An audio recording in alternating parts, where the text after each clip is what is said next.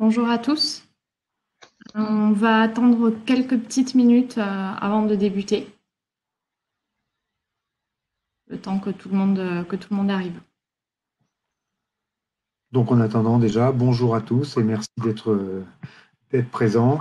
On va essayer de vous donner le maximum d'informations dans un minimum de temps. Samer, Louis, je vous laisse dire un mot.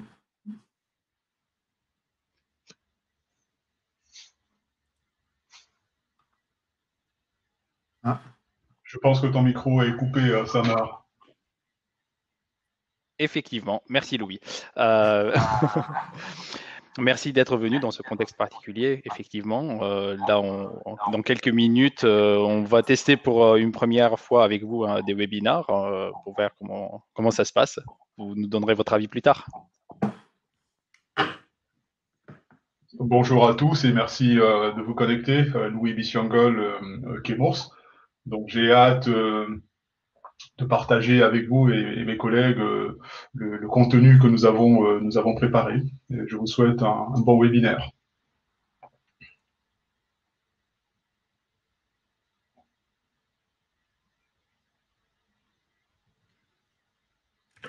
On attend encore une trentaine de secondes et on débutera.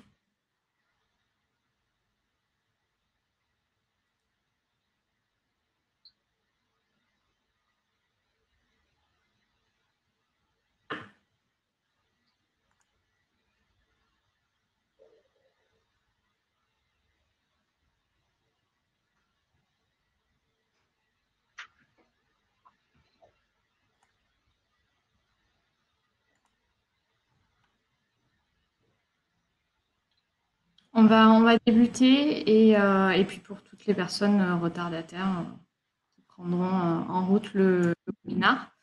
Donc bonjour à tous, je me présente, je suis Justine Bastier, responsable communication du groupe Gazéchim. Tout d'abord, merci de participer au webinar aujourd'hui. Nous traversons actuellement une situation qui est difficile. Comme vous le savez certainement, nous avions organisé un roadshow sur 12 villes en France entre février et mars et nous n'avons pas pu les finaliser. C'est pour cela que nous avons décidé avec Emours de faire ce webinar en ligne pour pouvoir informer, pour pouvoir échanger avec vous et pour pouvoir interagir. Donc, ce webinaire va vous être présenté par Philippe Bonenfant, notre responsable technique, Louis Bissiongol, Sales et Business Development, et Samer Sab, Technical et Marketing Spécialiste, tous les deux venant de chez Chemours. Pour pouvoir avoir la présentation en grand écran, si vous l'avez sur un plus petit écran, n'hésitez pas à double-cliquer sur l'image pour pouvoir l'agrandir. La présentation va durer 60 minutes. Dans lequel nous allons reprendre les évolutions réglementaires des fluides frigorigènes. Nous allons vous présenter les fluides A2L de la gamme Opteon XL. Et ensuite, nous garderons 15 minutes pour répondre à toutes vos questions. Si nous n'avons pas le temps de toutes les traiter, nous vous ferons un retour par mail avec les réponses. Pour poser vos questions, c'est simple. À droite de votre écran, vous avez une petite icône avec une bulle et des petits points. C'est la partie chat. Donc, vous pouvez poser votre question à n'importe quel moment, tout au long du webinar. Nous regrouperons les questions et nous les soumettrons aux orateurs 15 minutes avant pour qu'ils puissent vous répondre directement. Sachez que les questions ne sont pas visibles, donc vous pouvez poser votre question, nous les récupérons, mais ne sont pas visibles des autres participants. Maintenant, je laisse la parole à Philippe Bonenfant pour la présentation. bien. Alors, bonjour à tous et effectivement, donc de nouveau, merci d'être présents. Nous allons commencer la présentation. Donc, avant déjà donc, de rentrer dans le sujet, je vais faire un point rapide sur la F-Gaz, puisque on va essayer de ne pas y passer trop de temps, mais ce point est quand même important, puisque donc on va essayer de voir l'avenir, puisque maintenant que les fluides à très haut GWP sont interdits depuis le début de l'année, on s'aperçoit sur ce calendrier de Fesdon que malheureusement, ce n'est pas fini, ce n'est pas bloqué et qu'il va falloir continuer à faire des efforts pour réduire encore donc, CO2 des fluides consommés. Tout simplement, pourquoi? Parce que lorsqu'on regarde le schéma qui est en bas de page, on va s'apercevoir qu'on a une situation donnée au milieu donc, qui est un certain nombre donc, de tonnes correspondant au GWP, donc aux tonnes équivalent CO2, et que si on ne touche pas au GWP des fluides, on va s'apercevoir que les quantités de fluides qui seront disponibles sur le marché donc, vont diminuer de façon très importante, et que la seule façon de garder les quantités de fluides nécessaires c'est effectivement le fait de réduire de façon très importante le GWP de ces fluides.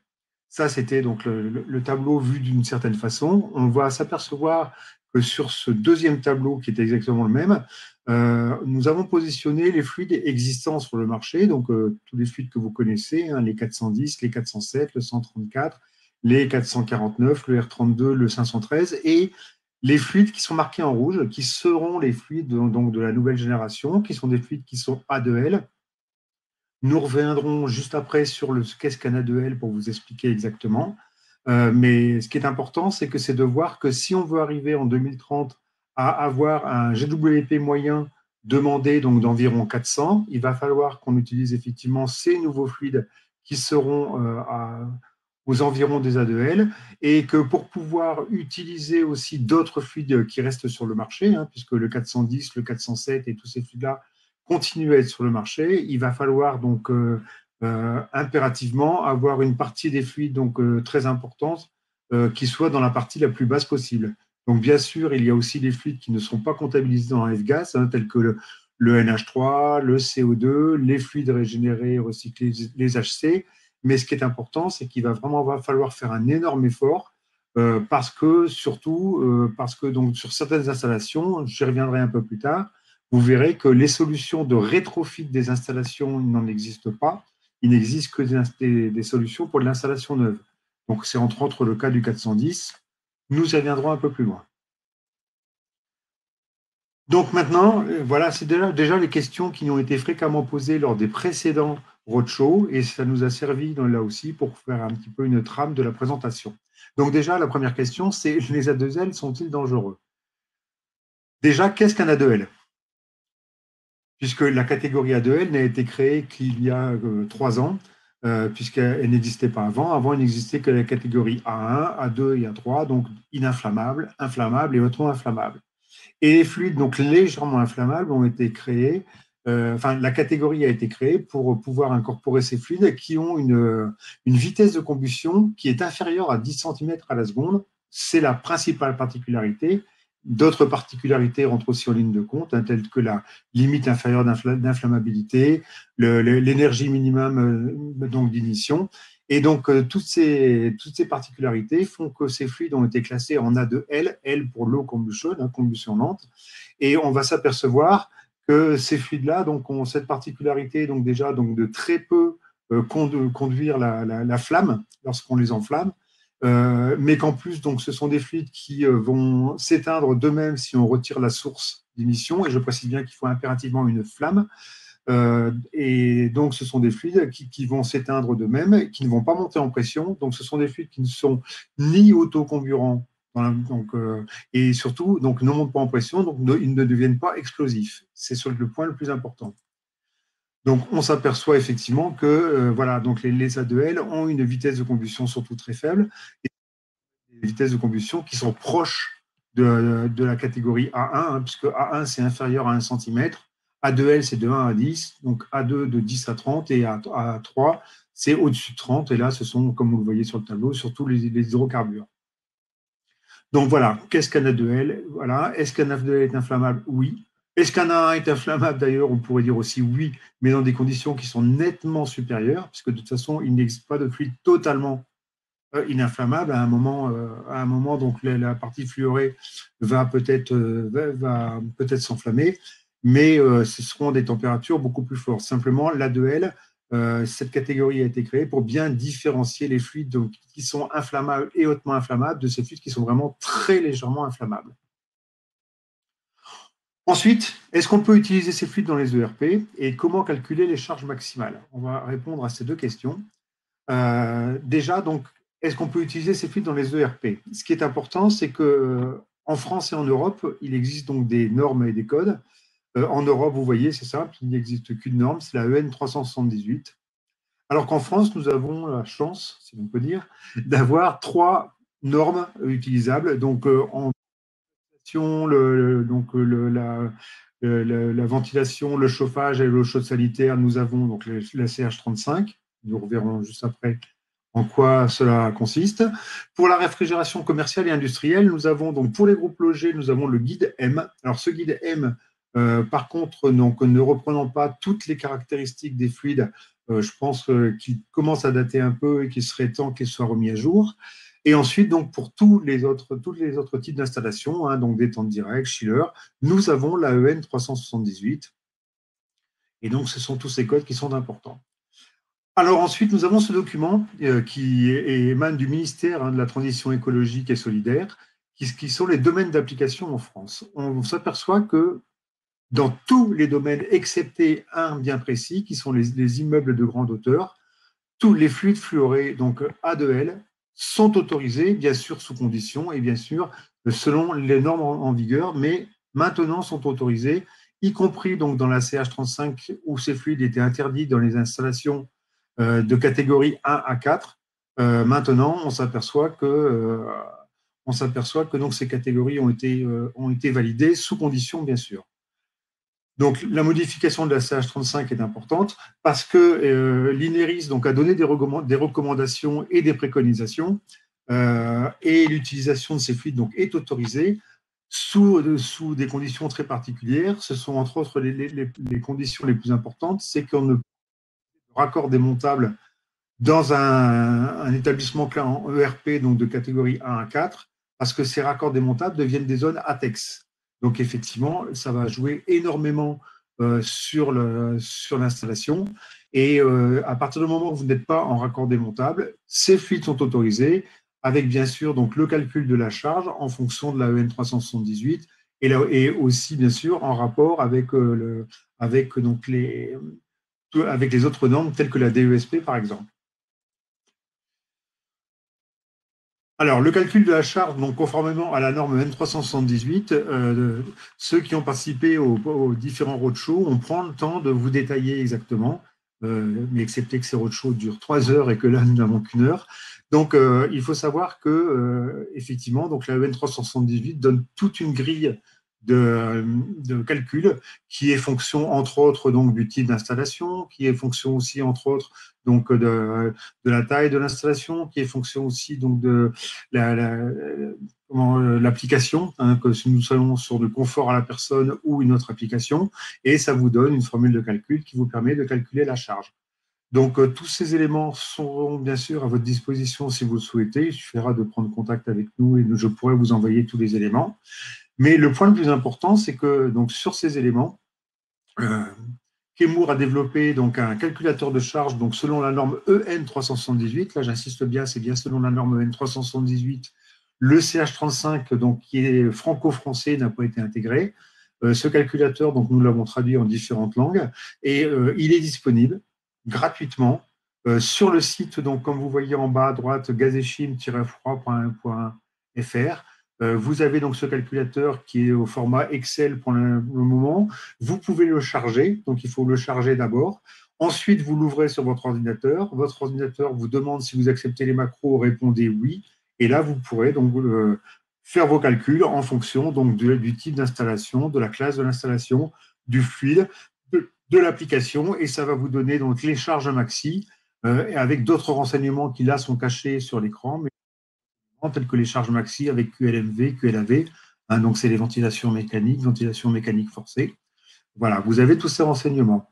Dans un deuxième temps, Chemours donc, est en train de développer une autre application, mais qui n'est pas encore finalisée, qui sera, elle, une application donc, totalement indépendante de cette feuille de calcul, et nous vous la présenterons donc, dès que possible.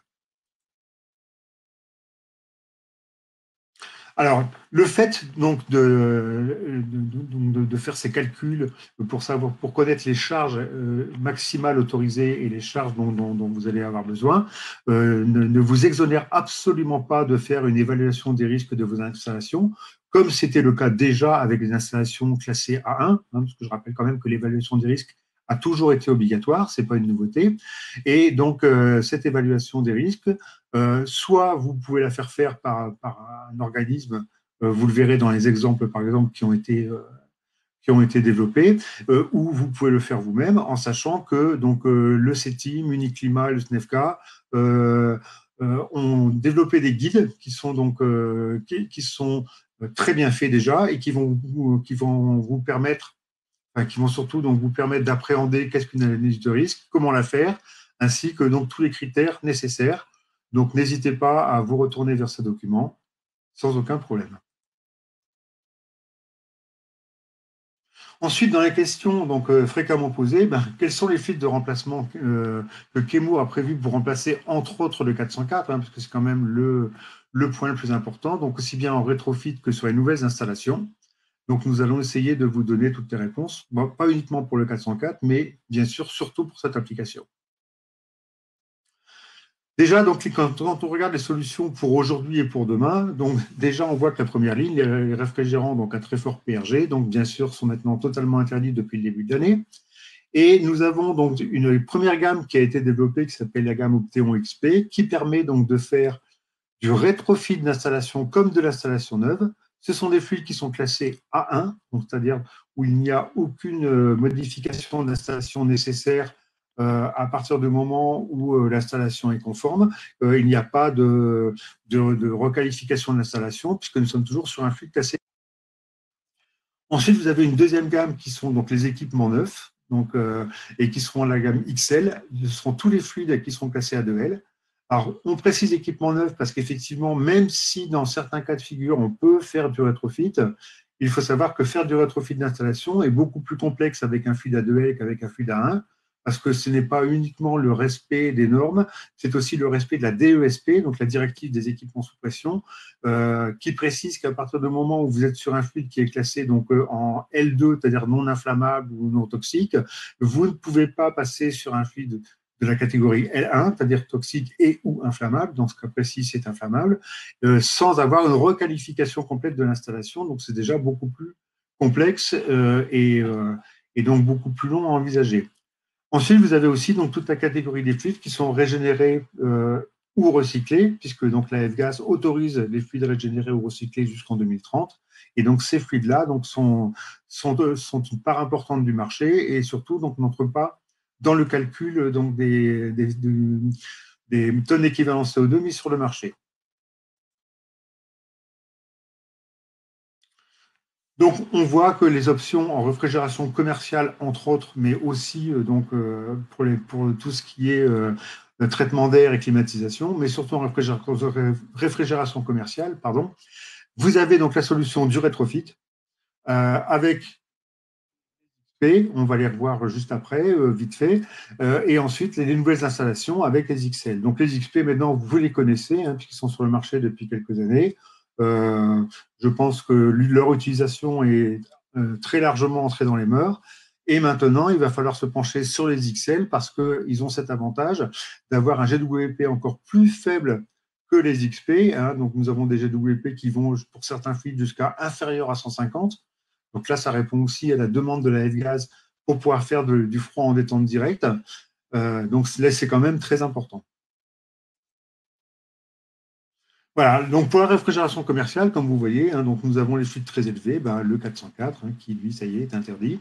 Ensuite, nous avons donc des fluides à GWP, donc on va dire moyennement élevés, entre environ 1500. Donc vous avez donc pour le froid moyenne et basse température, vous avez le 449A, le XP40, qui donc maintenant, je vous dis, est très largement utilisé. Ensuite, pour faire la moyenne température, 4A, qui fonctionne toujours très bien. Pour avoir des GWP plus faibles, vous avez donc d'un côté, pour remplacer les fluides moyenne et basse température, vous avez le XL40 et le XL20, donc ce sont deux fluides, un qui a un GWP d'environ 250, 248 à l'heure actuelle exactement, et le XL20 qui a un GWP de 148, donc là qui est intéressant. Et ensuite en face, vous avez le XP10, donc qui est le 513 qui est un remplaçant donc, du 134A, même un drop-in du 134A, parce que donc il est totalement équivalent. C'est un fluide qui est cassé en 500, c'est-à-dire sans aucun glissement de température, contrairement à la série des 400. Et vous avez le XL10, alors lui qui est le 1, 2, 3, 4 YF, qui est un remplaçant là aussi du 134A. Lui, c'est une molécule pure, donc on n'a aucun problème de glissement, là aussi bien sûr, avec un GWP qui est proche de 1, donc c'est assez intéressant. Lorsqu'on compare les fluides de remplacement, si ça veut bien avancer, hein, voilà, non. Ah oui, attendez. Voilà. En fait, j'ai 2 pages qui ont sauté en même temps. Là déjà, donc, je vous présente une performance de cycle thermodynamique, un comparatif de performance entre le 404A, le XL20 454C et le XL40 454A. Le point le plus important, c'est pas les 2 colonnes qui sont le plus à droite, c'est une qui est un peu plus en retrait, qui s'appelle la capacité par rapport au R404A. On va s'apercevoir que le XL20 donc, est donné pour une capacité théorique plus faible, alors que lorsqu'on regarde bien, il a un COP qui est très nettement supérieur, et surtout, ce qui est important, c'est un coût relatif donc, de l'énergie, c'est-à-dire donc, le retour là aussi sur investissement qui est souvent demandé, hein, parce que donc, les économies d'énergie maintenant sont devenues le nerf de la guerre, et on s'aperçoit que donc, ce fluide a donc un coût relatif de l'énergie qui est nettement plus faible que le 404A. Le XL40, pardon, le 454A, lui, donc, a une capacité relative qui est plus importante que le 404, et on s'aperçoit que son coût relatif de l'énergie n'a pas beaucoup de différence avec le XL20. Donc, ça donne donc 2 fluides qui sont 2 solutions possibles et qui sont là aussi en fonction du matériel qui est sélectionné, en fonction donc du choix du compressoriste ou le choix du fabricant central, qui vont pouvoir vous donner donc des solutions viables dans le temps, avec donc surtout des économies d'énergie potentielles qui sont très intéressantes pour vos clients, parce que c'est avant tout ce que les clients recherchent, puisque maintenant c'est vraiment devenu, comme je vous l'ai expliqué, le nerf de la guerre. Chemours a aussi développé donc, ce qu'on appelle le Chemours Réfrigérant Expert, qui est un petit logiciel qui existe en français, hein, malgré le fait que ce soit en anglais à l'écran. Donc, qui existe bien sûr en français, qui peut vous permettre donc, de faire des calculs théoriques d'installation, qui peut vous permettre de mettre des tuyauteries et qui surtout qui aussi peut vous permettre de faire des comparatifs de performance en fonction du fluide que vous avez dans l'installation par rapport au fluide que vous voulez. Ça vous permet de faire un comparatif. Alors, si vous êtes intéressé donc, par l'utilisation de ce logiciel, je vous conseille quand même donc, de prendre contact avec moi avant. Pour la simple et bonne raison, c'est que en fait, les explications ne sont pas totalement complètes et totalement claires, et qu'il faut que je vous explique exactement comment se servir du logiciel, parce que si vous ne faites pas certains réglages qui sont des réglages manuels sur le logiciel, vous aurez des résultats qui sont totalement faussés. Donc, n'hésitez pas, si vous êtes intéressé, à revenir vers moi. Ensuite, donc, nous avons l'ensemble des fluides qui sont utilisés dans la climatisation, le traitement d'air.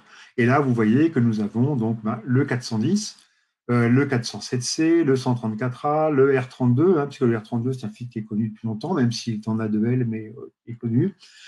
Et donc, ces fluides-là peuvent être remplacés, donc le 134A toujours par le XP10, le 513A.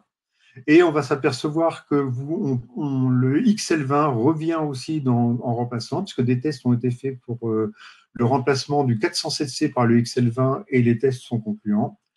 Nous avons aussi, donc, bien sûr, le XL10 toujours pour remplacer le 134A, donc là aussi avec un fluide A2L, et le XL41 pour remplacer le 410, avec donc un GWP encore plus faible que le R32.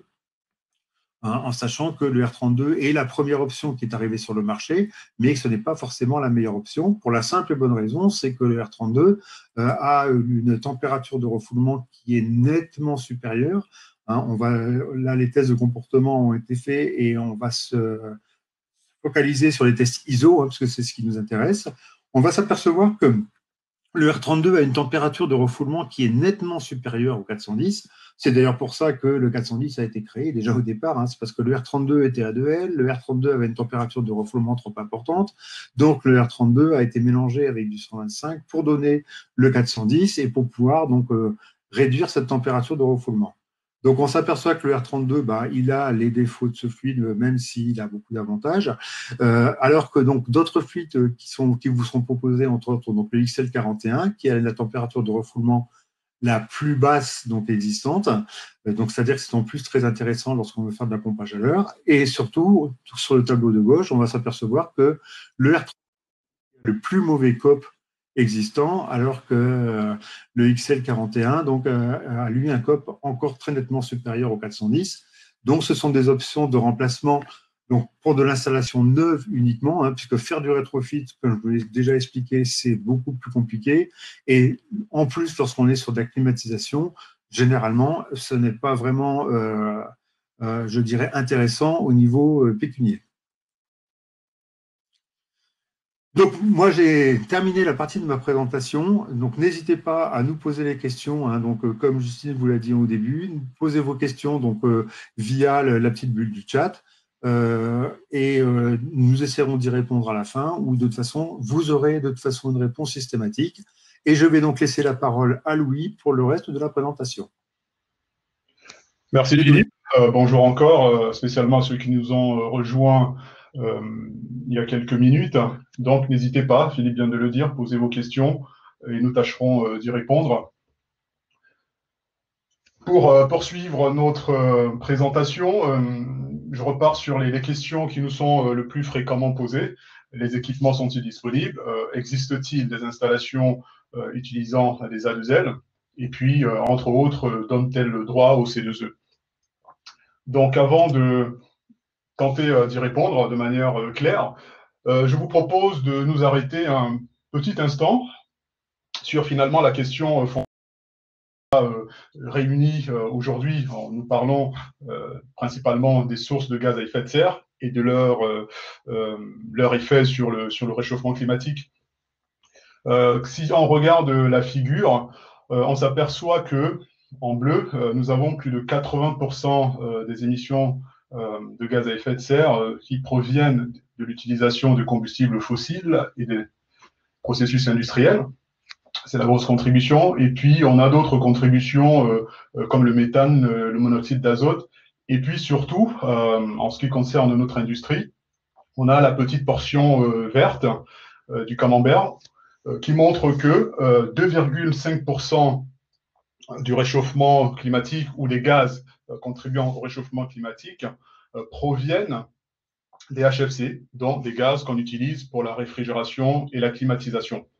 La portion peut sembler extrêmement faible comparée à la partie bleue, mais c'est cette portion qui est au cœur de la F-gaz. Au terme de la F-gaz, qui vise à réduire de 80% les émissions de gaz à effet de serre, on sera arrivé à 0,5% globalement de contribution. Et on peut aisément en conclure que la suite des efforts va se porter sur les autres sources d'émissions, notamment la partie bleue de notre camembert, qui globalement peut être vue comme l'utilisation de l'énergie pour la production d'eau froide, pour ce qui nous concerne, et puis d'autres applications industrielles, bien entendu. Donc, cela, c'est pour dire que l'efficacité énergétique sera une préoccupation encore plus majeure qu'elle ne l'a été jusqu'ici. Et c'est dans cette direction-là qu'il faut aller chercher des progrès pour réduire l'impact de notre industrie sur le réchauffement global. Une fois qu'on a dit ça, la question qui se pose, c'est que font les différents acteurs de cette industrie. Pour notre part, en tant que Chemours, nous avons déjà développé une gamme de réfrigérants bas et très bas GWP qui s'appelle Opteon XL, que Philippe vient de vous présenter, on va dire, dans les détails. Mais la proposition des Opteon XL de Chemours, c'est de garantir la performance au même titre que les réfrigérants précédents que nous avons commercialisés et que nous commercialisons encore, c'est de vous assurer une disponibilité commerciale. On ne parle pas, ce ne sont pas les réfrigérants du futur, même s'ils sont pérennes à long terme. Ces réfrigérants sont déjà disponibles chez vos distributeurs, chez Gaz et Chim, par exemple. Et puis, bien entendu, l'objectif qui a aussi motivé cette innovation, c'était la sécurité et la durabilité, c'est-à-dire qu'être conforme au contexte réglementaire, donc pas d'impact sur la couche d'ozone, très faible PRG, et puis avec une flammabilité très réduite, comme l'a démontré Philippe tout à l'heure. Et à côté de tout ça, une autre préoccupation, qui celle-là répond davantage aux exigences du client final, parce que finalement, quand on y pense, notre patron à tous, c'est le client final. Le client voudrait que la nouvelle solution lui permette aussi, dans la foulée, d'améliorer ses bilans financiers. Donc, cette solution que nous avons développée permet, et nous allons le montrer, de réduire le coût total de possession d'un système. Concernant la disponibilité des équipements, le réfrigérant est prêt, il est largement disponible, commercialisable. On connaît ses capacités frigorifiques et thermodynamiques. On se dit, nous voulons faire des installations, mais qu'est-ce qui est disponible sur le marché en termes d'équipement? Sur cette vue, nous voulons vous montrer une partie de ce qui est déjà disponible, mais ce qu'on va constater, c'est que en partant des composants de ligne, des composants essentiels, on a des systèmes, des sous-systèmes et des installations qui, elles, existent déjà bel et bien. Si je pars de la droite de la vue, on verra qu'un certain nombre de leaders côté compressoriste ont déjà validé des solutions A2L fonctionnant avec des octéons XL. Ce sont Emerson, Bitzer, Tecumseh, Rascol, Embraco, AI. D'autres sont à venir. Ensuite, si on jette un œil aux composants de ligne, on verra bien que nous avons des détendeurs disponibles et compatibles. Et on verra aussi que pour la réfrigération commerciale, par exemple, les vitrines sont disponibles à Mediar, Purcode, par exemple. Et sur la partie eau glacée ou climatisation, sur la gauche, vous verrez divers acteurs connus pour produire des équipements de conditionnement d'air, mais aussi de la pompe à chaleur, comme Steve Eltron. Nous avons des groupes de production d'eau glacée de chez York, par Johnson Control. Et on peut en citer des dizaines d'autres de références concrètes sur le marché, qui, pour certaines, sont déjà commercialisées depuis quelques années. Nous avons des groupes de condensation, et ce que je pourrais dire ici, c'est que, globalement, il y a tout ce qu'il faut de disponible pour que la transition vers les A2L non seulement se fasse sans difficulté, mais s'accélère. Donc un petit focus, posons ça comme ça, concernant le compresseur comme étant le cœur du système, parce que la question centrale, c'est souvent autour du compresseur. Vous voyez ici quels sont les compresseurs, les marques de compresseurs disponibles. Et lorsque vous recevrez le support qui vous sera envoyé, vous n'aurez qu'à cliquer sur les différents logos pour retrouver les références exactes d'appareils homologués, les conditions de fonctionnement, les puissances, les fluides frigorigènes compatibles. Donc nous voyons là que nous avons sur la partie composants, le marché est prêt et continue de renforcer son offre. Je voudrais maintenant m'arrêter un peu sur les cas concrets, les réalisations. On a toutes ces machines, qu'est-ce qu'on en fait? Je vais prendre le cas de Coop comme étant le premier exemple. Coop, c'est une enseigne britannique. Ce sont des magasins de proximité coopératifs. Et Coop, en 2019, a lancé ses 2 premiers magasins utilisant le 454C, après avoir évalué différentes solutions. L'objectif pour eux était de se mettre en conformité avec la F-Gaz sur le long terme, et puis dans la foulée, essayer d'améliorer aussi leurs résultats financiers avec un coût de possession sur la durée d'amortissement plus faible.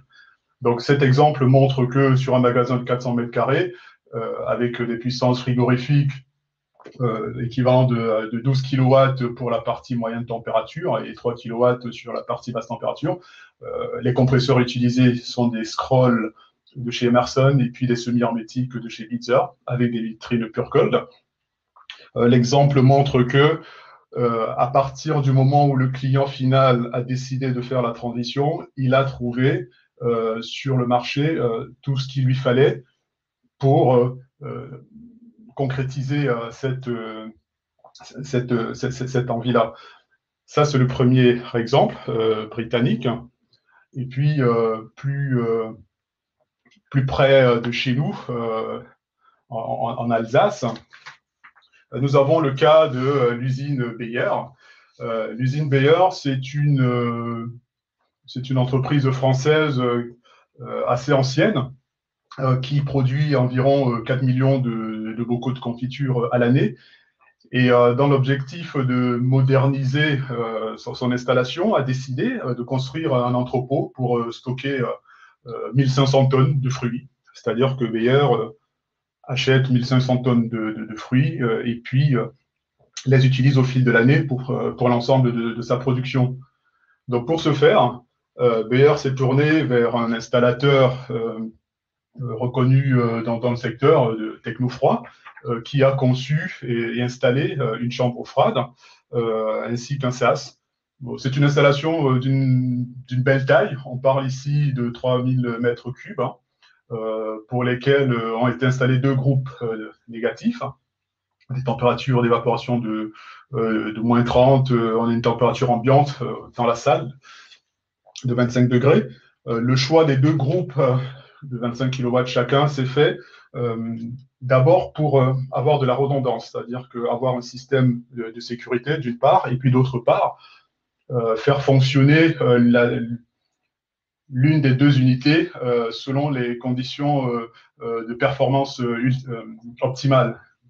Donc l'objectif ici étant d'améliorer l'efficacité énergétique du système, en plus d'assurer la sécurité de la conservation. Et puis à côté de ça, du grand volume de stockage, on a un sas de 57 mètres carrés qui lui utilise un système plus petit, positif, de 10 kW, fonctionnant à l'Opteon XL10, c'est du 1234 YF. Donc tout ça, ça montre que, encore une fois, l'installateur et le client final ont mené à bien un projet en sourçant les composants en France. Je vais vous en dire un petit mot sur la vue suivante, mais avant, je voudrais juste souligner un fait intéressant sur cette installation, c'est que à côté de ça, un système de récupération de chaleur a été installé et l'eau chaude permet d'alimenter les bureaux en eau chaude sanitaire, de chauffer le plancher de la chambre froide pour éviter qu'il ne gèle. Et puis aussi, il sert à chauffer les bureaux.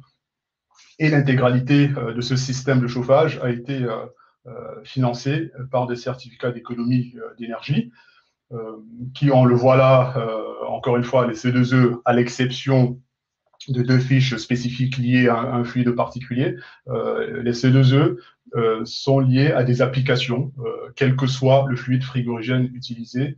Et ici, en l'occurrence, nous avons un système qui utilise du R454C. Donc, sur la partie équipement, comme je le disais il y a quelques secondes, l'ensemble du matériel a été sourcé localement. Nous avons 2 groupes négatif, je l'ai dit, qui utilisent des compresseurs Bitzer, dont vous voyez la référence exacte. Ces groupes ont été, ces compresseurs ont été intégrés à des unités de condensation fournies par AF Energy, et puis des évaporateurs Günzner. Ce sont les mêmes marques, pas les mêmes références évidemment, qui se sont qui ont fourni du matériel pour la partie positive. Et puis, Carrel a fourni des détendeurs, d'une part, et aussi un système de monitoring et de téléopération qui permet à distance d'intervenir sur l'installation et puis d'en optimiser les performances quand le besoin se fait sentir. Et dernier point, sur cette installation, l'analyse de risque a été faite par le CEMA-Froid. Le CEMA-Froid est connu, je pense, par nous tous ici pour son expertise dans ce genre de problématiques, entre autres.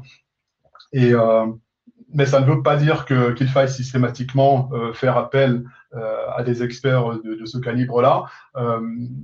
Technofroid aurait bien pu, en tant que frigoriste, mener son analyse de risque lui-même, notamment en s'appuyant sur le guide qui a été publié par le CETIM et Uniclimat. Mais il a voulu se concentrer, lui, sur la partie frigorifique et il a externalisé l'analyse de risque au CEMA-Froid. Le but de mon propos ici, c'est de dire que l'analyse de risque est à la portée de tous les frigoristes, pour peu qu'ils s'appuient sur les outils qui sont désormais disponibles. Et encore une fois, ce n'est pas quelque chose de nouveau pour eux, parce que de toute manière, ils devaient déjà en faire une chaque fois qu'ils installaient des systèmes utilisant des réfrigérants non inflammables.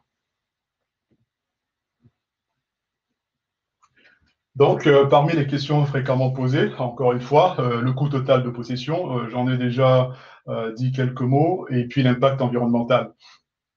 Ce sont des questions qu'on nous pose, ce sont des questions que d'autres acteurs se posent, et elles viennent s'ajouter à une espèce de quête du Graal. Quelle est la bonne solution? Le Graal du frigoriste, le Graal ultime. Aujourd'hui, c'est plus que d'actualité. Nous avons sur le marché différents systèmes, des systèmes utilisant des PRG moyens. Nous avons des groupes logés refroidis par air ou par eau. Nous avons des systèmes sous boucle secondaires du type propane glycol ou 134 CO2 pompé. Il y a encore des systèmes HFO à bas PRG, comme ceux auxquels je faisais référence plus haut. Et puis, on a divers systèmes CO2 transcritiques. Quelle est la meilleure solution? Quelle est la meilleure solution? C'est une question toute simple, mais je pense qu'il n'y a pas de réponse simple. La réponse, évidemment, dépend de celui qui la pose ou de celui qui a besoin d'un système. En tout cas, c'est une question que s'est posée ASDA. ASDA, c'est un groupe de grande distribution en Grande-Bretagne, une fois de plus, filiale du géant Walmart. C'est plus de 165 000 salariés, près de 20 millions de clients par an, 630 magasins et puis plus de 21 milliards de chiffre d'affaires en livres en 2016. Ça, c'est pour la partie chiffres. Pour la partie plutôt philosophique, idéologique, mettons ça comme ça, ASDA est très concerné par les questions d'environnement. Au cœur de sa stratégie, il y a la volonté de réduire l'impact environnemental de ses activités sur le réchauffement climatique. C'est-à-dire que pour ASDA, dans la prise de décision à long terme, il faut tendre vers une meilleure protection de l'environnement, ou dit autrement, réduire l'impact de ces activités sur l'environnement. Ils l'affichent clairement, ils le défendent. Et ASDA a pensé que, bien entendu, si on se rappelle le petit camembert de tout à l'heure, ils se sont dit, on va se mettre en conformité vis-à-vis de l'AF-Gaz, non seulement, mais aussi on va essayer de réduire notre consommation électrique, notamment en agissant, entre autres, sur la réfrigération. Quand on sait que la réfrigération représente globalement plus de 50% de la consommation électrique d'un magasin, ils se sont dit, c'est là qu'il faut aller chercher des gains d'énergie.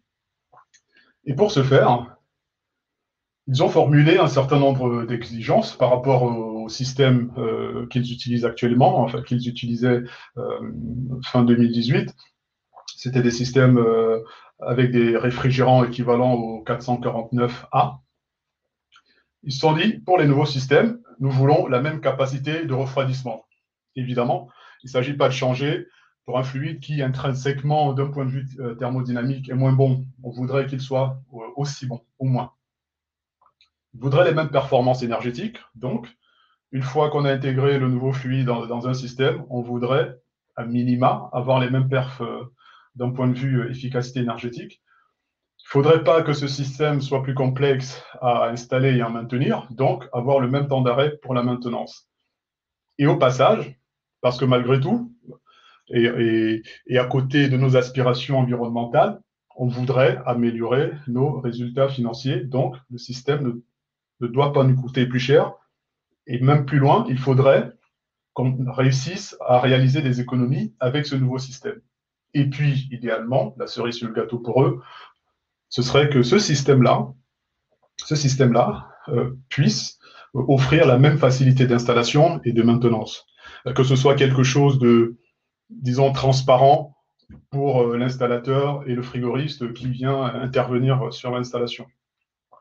Et avec ces critères, ASDA a fait appel au service d'un consultant qui s'appelle Wave et qui a mené une première évaluation et qui a retenu quelques systèmes susceptibles de répondre aux exigences d'ASDA. Et ces systèmes-là ont été testés sur ce que ASDA appelle un centre d'excellence. J'essaye de passer à la suivante. Bon, pendant que ça charge, donc ASDA a retenu testé les systèmes retenus par Wave. Et nous avons sauté de diapo, même plus. Sur un super... pardon, je reviens. Donc, le système retenu, parmi les systèmes retenus, certains ont été testés sur un supermarché pilote de 2000 mètres carrés de surface de vente avec 160 kW de froid positif et puis 30 kW de froid négatif. L'étude menée par Wave, vous le voyez sur la droite du tableau, sur la partie théorique, c'est d'abord appuyé sur un profil de température extrêmement détaillé qui a permis de se rapprocher quasiment au plus près de la réalité. Et le magasin pilote, test, était basé dans la ville de Leicester. Donc l'étude menée par Wave, donc, je vais vous dire 2-3 mots sur les hypothèses, si elles veulent bien s'afficher. Hop.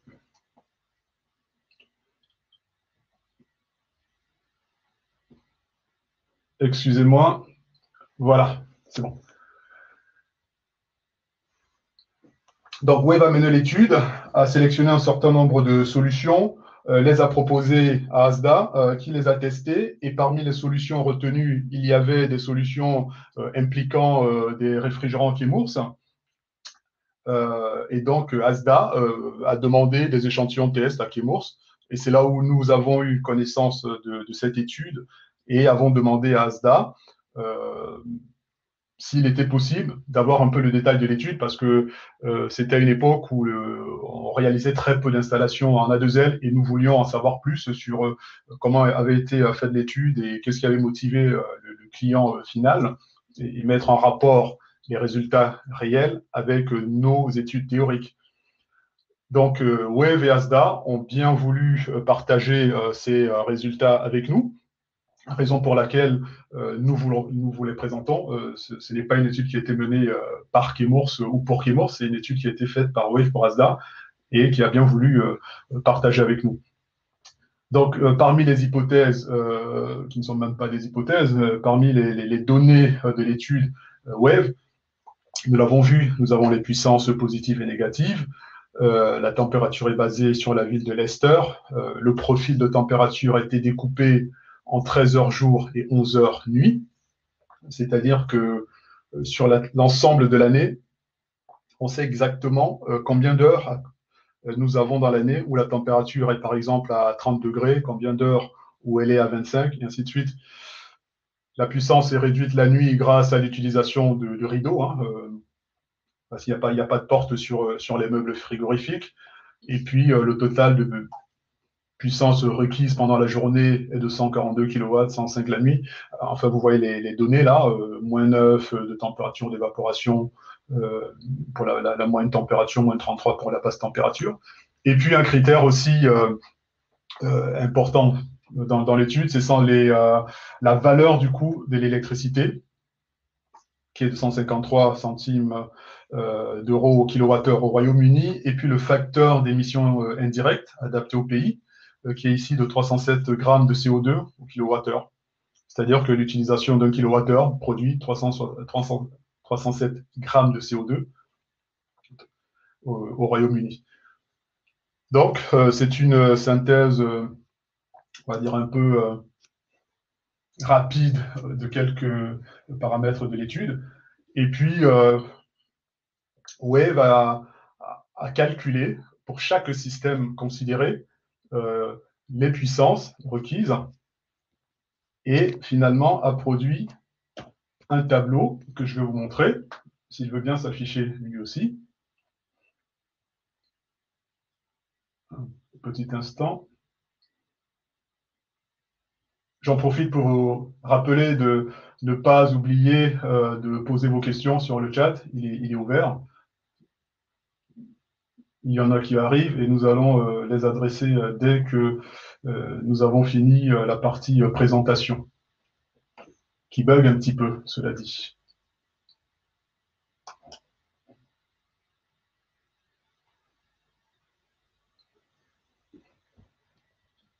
Je vais... Oh, d'accord. Donc, je le disais, encore une fois, excusez-nous pour les aléas technologiques, c'est la magie du direct, comme on dit à la télé. Donc, ici, sur les résultats de l'étude, je vous le disais, sur la colonne de gauche, 14 architectures ont été évaluées, hein, qui vont du R454A, le C, des boucles propane-glycol, une série de systèmes transcritiques, des systèmes à détente directe, et puis des groupes logés refroidis par eau ou par air, avec deux hypothèses, soit la charge maximale monte jusqu'à 150 grammes, soit on peut la faire monter jusqu'à 500 grammes, dans l'hypothèse où la réglementation le permet. Et à côté de ça, pour chaque, c'est la deuxième colonne cerclée de vert, on a calculé la dépense énergétique, la consommation énergétique de chaque système. Et la colonne juste après, c'est le CAPEX, les coûts d'investissement. Bref, il y a des dizaines de tableaux comme ça, extrêmement détaillés, qui ont été produits par Wave pour ASDA. Et ce que je vous propose, c'est d'examiner ces tableaux-là sous un angle un peu plus visuel, plus synthétique, pour voir un peu comment ASDA a raisonné pour faire son choix. Sur la partie investissement, à gauche, les groupes logés à air, refroidis par air, sont les moins chers à l'achat. Ici, par CAPEX, on entend achat et l'installation. C'est l'appareil avant qu'on appuie sur le bouton ON. Combien ça coûte? Donc, ça évolue, le prix évolue jusqu'à des systèmes les plus coûteux, qui sont des boucles propane-glycol. Et à partir de là, premier critère de décision, ASDA se dit, d'accord, voilà ce que ça coûte ça me coûterait à l'achat. Qu'en est-il du coût total sur 10 ans, par exemple? Là, du coup, il faut plutôt se reporter sur la dernière barre et on voit que les groupes logés, refroidis à air, qui sont les moins chers, ça n'a pas changé, finalement, sont les plus chers sur le long terme, sur les 10 ans. Vous avez en bleu le coût de l'achat, en vert le coût de la maintenance, qui est assez modéré pour les groupes logés. Et en revanche, la consommation électrique n'est pas neutre. Et en se déplaçant vers la gauche du tableau, on va vers les systèmes les plus éco-performants sur le long terme. Et on en garde 3. Un au 449, qui est un flux de transition, donc ils ne l'ont pas gardé. Le 404A, qui est une solution très intéressante économiquement, ils ne l'ont pas gardé non plus. Et finalement, c'est un système 454C ou 454A qui était retenu, puisque de toutes les solutions proposées, c'est le flux de long terme et c'est celui qui, sur 10 ans, présente le meilleur intérêt économique. Et si la durée d'amortissement se prolonge, l'écart se creuse. Donc, plus longtemps on garde un système au 454C, plus on fait d'économies. Ça, c'est un critère pour ASDA. Ensuite, ils se sont posé la question de l'impact environnemental, qui se résume à calculer les émissions totales de chaque système, qui se caractérise par des fuites, les émissions directes en vert, ce sont les fuites, et puis les émissions indirectes, qui sont la consommation électrique globalement. Donc, les mêmes systèmes que nous avons retenus ici pour la présentation sont de la gauche vers la droite les systèmes XL20 454C a un impact très modéré sur l'environnement en cas de fuite. C'est normal, c'est lié à son TRG, avec une consommation électrique modérée comparée aux autres systèmes. Et cette consommation électrique n'est autre que n'est liée qu'à ses performances thermodynamiques, qui elles-mêmes sont liées à la nature intrinsèque du fluide frigorigène, à sa constitution chimique, à sa nature chimique. C'est ça qui va générer cette consommation électrique plus faible comparée aux autres systèmes. Et on voit que le système le plus nocif pour l'environnement, c'est le 404A, parce que sa contribution en vert liée aux fuites est assez importante, liée à son PRG. Et puis au milieu, vous avez divers systèmes, propane-glycol, transcritique booster, une cascade. Donc, on voit là que finalement, les systèmes très bas GWP, Option XL, sont ceux qui vont avoir le plus faible impact environnemental, qui vont avoir les meilleures performances énergétiques et de fait apporter le coût total de possession le plus intéressant. Et c'est pour ça que le choix final d'ASDA s'est porté sur un Option XL à bas PRG, inférieur à 250. Et puis, cette solution a été implémentée sur le supermarché pilote, ensuite sur un deuxième supermarché fin novembre 2019, avec l'idée de déployer la solution sur l'ensemble du parc. Et nous avons vu, on parle de plusieurs centaines de magasins. Donc, c'est le choix d'un géant, on espère un choix éclairé, pensons-nous. Et on voit bien que il existe des solutions, il n'y a pas de réponse universelle, il y a des réponses personnalisées suivant les besoins de chaque client. Donc, en conclusion, je dirais ici que le phase down est en cours, c'est une donnée que nous avons tous en tête. Et puis, des solutions existent, nous venons d'en présenter quelques-unes. Mais pour nous, si on parle d'un réfrigérant polyvalent qui va couvrir des applications de réfrigération, des applications de pompe à chaleur, et même parfois de groupes à eau glacée, pour nous, la solution d'avenir, c'est le R454C, c'est l'Opteon XL20, c'est celle à considérer. Bien sûr, il existe d'autres solutions, encore une fois, chaque besoin étant spécifique. Donc, à partir de là, nous espérons avoir répondu à vos questions. Et encore une fois, malgré les bugs technologiques, j'espère que nous avons réussi à vous donner un peu de visibilité et de pistes de réflexion. Et c'est ici que je m'arrête pour ma part, en vous remerciant pour votre attention. Et je pense que nous allons passer à la partie questions. Alors, oui, Louis, avant de passer à la partie questions, je vais simplement donc faire un petit ajout, parce que tout à l'heure, dans ma présentation, j'ai parlé effectivement donc, du 404A qui était totalement interdit. Bien sûr, j'ai fait un raccourci là, un petit peu hasardeux, parce que le 404A en tant que produit neuf est encore autorisé selon la FGAS pour les installations de moins de 40 tonnes équivalent CO2, donc pour le SAV de ces installations, donc le SAV, la maintenance. Donc effectivement, donc pour ceux qui s'occupent de petites installations, vous avez le droit donc d'utiliser ce produit, mais c'est le seul cas référencé par la FGAS. Donc simplement, voilà, comme j'avais fait un petit raccourci hasardeux, j'ai préféré repréciser cette chose. Donc je vais maintenant laisser la parole à Justine pour terminer donc ce webinaire et ensuite pour passer aux questions. Merci Philippe et merci Louis pour cette présentation. Avant de commencer les questions, nous avons réalisé un petit sondage sur la droite de votre écran, donc sous l'icône chat. Donc vous pouvez y répondre jusqu'à la fin du webinaire. Et en attendant, donc, nous allons passer aux questions et nous allons y répondre avec nos différents orateurs, donc Samer côté Chemours et Philippe côté Gazet Chimfroid. Donc la première question qui nous a été posée, Samer, auriez-vous un substitut au R23 qui a un GWP de 14 800? Très bonne question. Alors, pardon Justine, est-ce que je peux te demander de couper le micro? Alors, le R23, effectivement, c'est un gaz à très fort GWP de 14 800 qui aujourd'hui est utilisé principalement pour les applications dont la température des produits est inférieure à moins 50 degrés Celsius.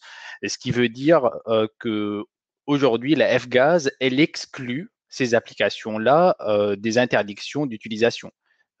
Autrement dit, le R23 est toujours possible d'utilisation si on est en train de refroidir des produits avec une température au cœur du produit à moins 50 degrés. Alors, on peut utiliser le R23. Pour des applications où la température est plus élevée, dans ce cas-là, il y a d'autres produits qui peuvent répondre, tels que les différentes gammes des XL qui peuvent descendre jusqu'à moins 40 degrés Celsius sans problème. Merci. Pour la seconde question, est-ce que l'utilisation de ce calculateur est opposable? Samer? Alors, j'imagine c'est bien le calculateur de charge selon la EN 378. Alors, l'utilisation de ce calculateur, ou plutôt ce calculateur, c'est un moyen de calcul, comme son nom l'indique. Ça n'exempte pas de la nécessité de mener une analyse de risque. La EN 378, elle le précise, pour les applications de type utilisant un réfrigérant de type A1, A2L, A2 ou A3 nécessite absolument une analyse de risque. Et ce calculateur, c'est juste un moyen pour nous aider à déterminer la charge maximale autorisée par le N378. Alors, il faut toujours être accompagné d'une analyse de risque. Très bien. Philippe, troisième question. Les fluides de la gamme A2L Opteon XL sont-ils disponibles sur le marché? Oui, bien sûr, ces fluides sont disponibles donc sur le marché, donc c'est-à-dire chez nous, sans aucun problème. Donc n'hésitez pas à vous rapprocher de votre commercial qui pourra vous donner donc les quantités disponibles, les emballages disponibles et les prix bien sûr, puisque donc là aussi tous ces renseignements, l'équipe commerciale maîtrise parfaitement le sujet, mais bien sûr nous avons ces produits en stock sans aucun problème. Très bien. Une question à nouveau sur le calculateur. Philippe, où trouve-t-on le calculateur? Donc, le calculateur est disponible en téléchargement sur notre site, donc www.gazechim-froid.fr, comme marqué sur les diapositives en bas à droite. Là, donc, lorsque vous arrivez sur le site, vous avez des onglets en haut. Le premier onglet, c'est Qui sommes-nous? Ensuite, vous avez un onglet Service, vous cliquez dessus. Ensuite, donc, dans cet onglet service, vous avez support technique et formation, vous cliquez dessus, vous arrivez sur une page où vous avez sur la droite un gros pavé où il est marqué ressources, vous cliquez dessus, et là, vous avez une page sur laquelle vous avez plein d'onglets. Donc, vous avez accès à toutes les fiches techniques, vous avez accès au diagramme enthalpique, aux tables thermodynamiques, et un onglet téléchargement. Et dans cet onglet téléchargement, vous avez entre autres donc, ce calculateur. Vous cliquez donc avec le bouton 3 et vous donc l'enregistrez sous ce que vous voulez, le bureau, vos documents. Et ensuite, vous le lancez donc sur votre ordinateur, comme je l'ai expliqué au début. Et vous validez donc bien sûr l'utilisation des macros parce que sinon, il ne fonctionnera pas. Très bien. Question numéro 5, toujours à Philippe. La CH35 s'applique-t-elle aux chambres froides? Non, la CH35, c'est bien donc une norme qui s'applique uniquement pour la climatisation, la climatisation, le traitement de l'air et le chauffage donc eau chaude et eau chaude sanitaire. Donc les chambres froides qui sont une installation frigorifique classique ne sont pas soumises à la CH35. Voilà.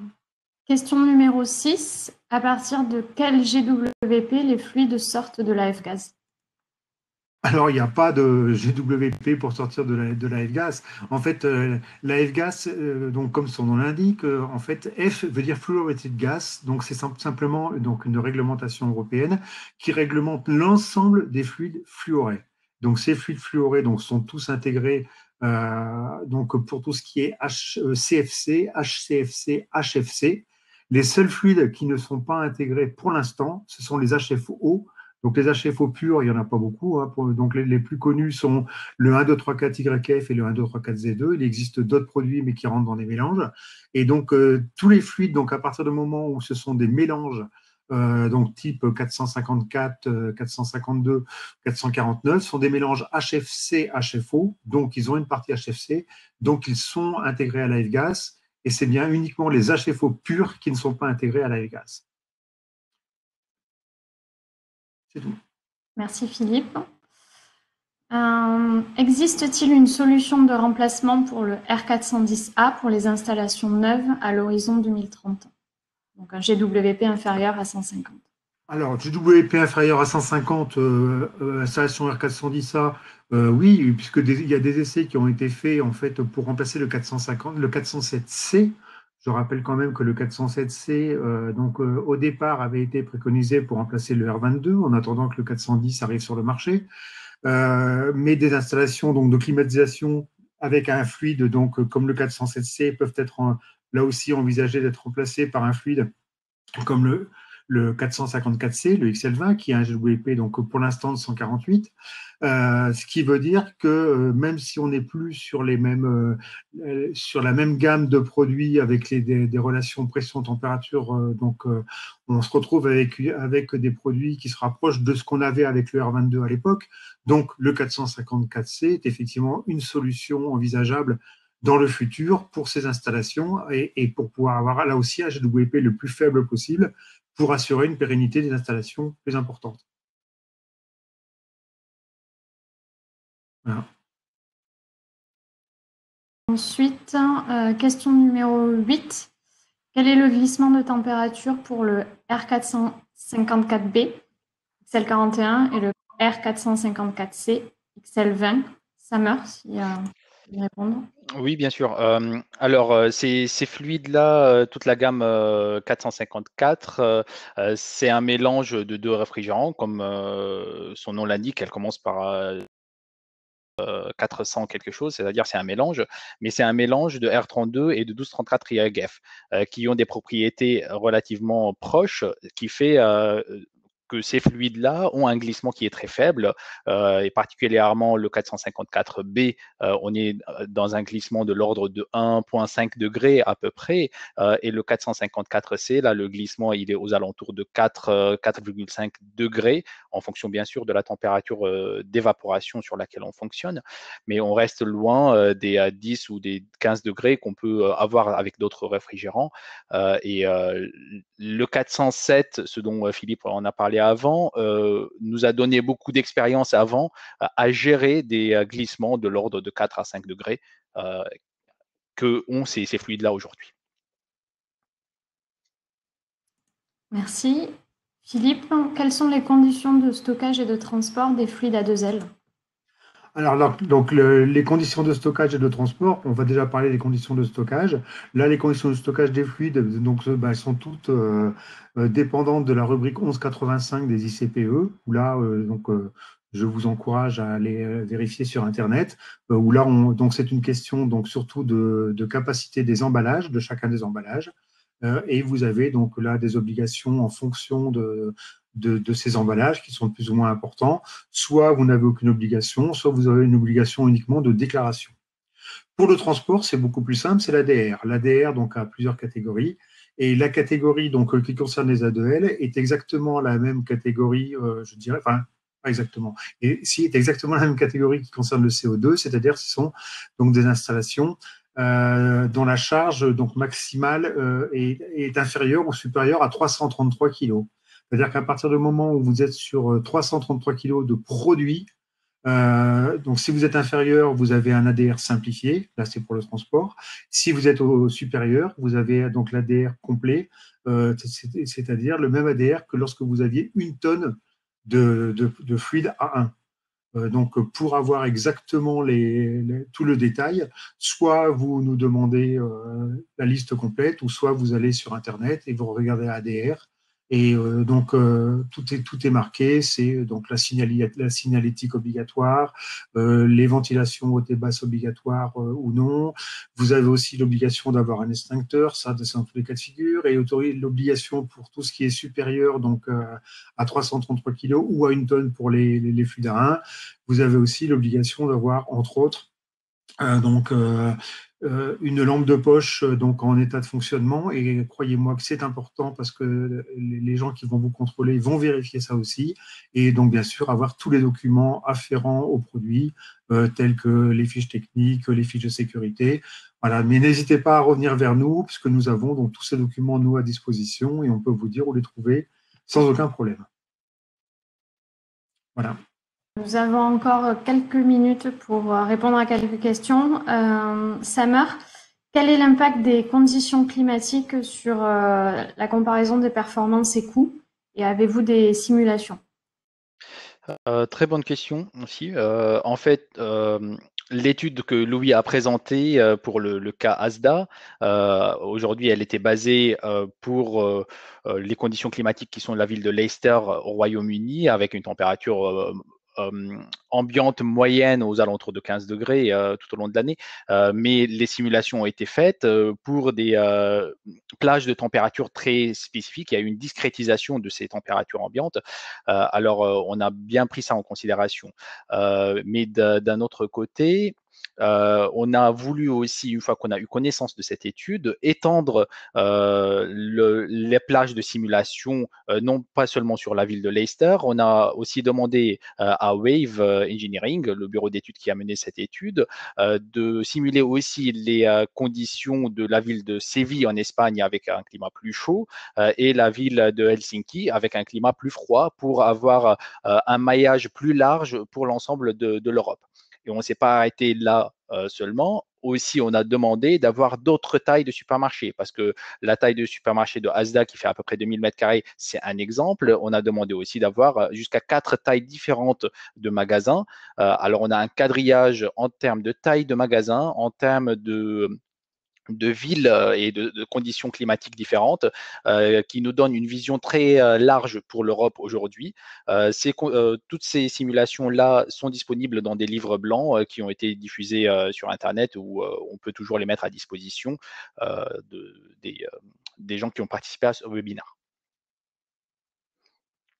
Merci. Et en un mot, pour résumer, si vous voulez, certes, on sait que le CO2, il va avoir plus d'intérêt dans les pays les plus froids, mais même dans les villes telles que Helsinki, le CO2 et les fluides tels que le XL20 restent très comparables, et même le XL20, il a un léger intérêt encore dans des villes les plus froides. Dans les villes les plus chaudes telles que Séville, là, l'écart, il se creuse. On est à plus de 20%, 20-22% de coût de cycle de vie par rapport au CO2, par exemple.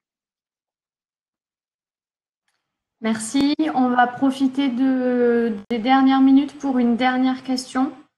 Quand vous dites que vous êtes prêt à accompagner ceux qui veulent réaliser des installations en A2L, de quoi s'agit-il exactement? Je te laisse, Louis, pour répondre.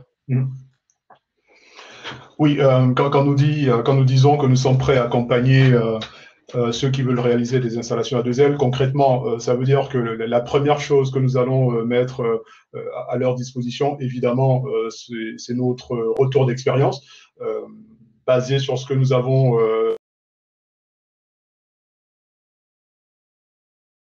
avec d'autres acteurs. Ça, c'est la première chose. Nous allons contribuer à la compréhension du contexte réglementaire, ce qu'il faut faire, ce qu'il ne faut pas faire. Nous allons apporter une aide peut-être matérielle en termes de réfrigérants ou autres. Enfin, ces options-là sont à discuter. Mais globalement, venez nous trouver, j'ai envie de dire, et nous trouverons le moyen de vous aider, quoi. Concrètement, si vous avez des installations à faire, rapprochez-vous de Gazeshim, de Chemours, et on saura vous aider à mener à bien votre projet. Ok, merci Louis. Donc on arrive à la fin de ce webinaire. On n'a malheureusement pas pu traiter toutes les questions parce qu'il y en avait beaucoup. Mais par contre, on n'hésitera pas à vous répondre lors d'un prochain email avec les questions qu'on n'a pas pu traiter en direct. Merci beaucoup d'avoir participé à ce webinaire. J'espère que c'était aussi intéressant que nous de pouvoir interagir avec vous à travers notre chat. Dès la semaine prochaine, nous allons vous diffuser le replay, aussi bien pour les personnes qui n'ont pas pu arriver dès le début du webinaire, ou pour des personnes dans votre équipe qui n'ont pas pu y assister. Donc un replay de l'intégralité du webinaire. Donc voilà, si vous avez des questions ou des informations complémentaires, n'hésitez pas à contacter vos interlocuteurs en région. Et nous vous souhaitons une bonne journée et à très vite. Merci. Bonne journée, merci. Bonne journée à tous. Merci.